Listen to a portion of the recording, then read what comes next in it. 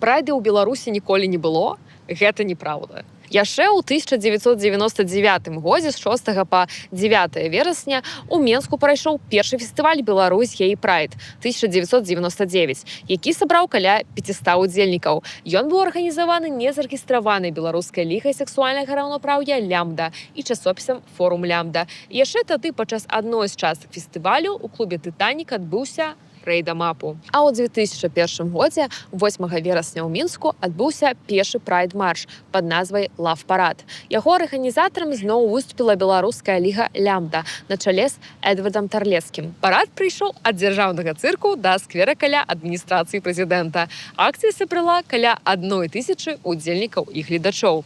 Дарэчы, яшчэ тады прэс-цэнтр апазіцыйнага руху «Хартыя-97» абвінаваціў арганізатараў у правакацыі, скіраванай супраць беларускай апазіцыі, а старшыню аргкамітэта фестывалю ў супрацоўніцтве з КДБ.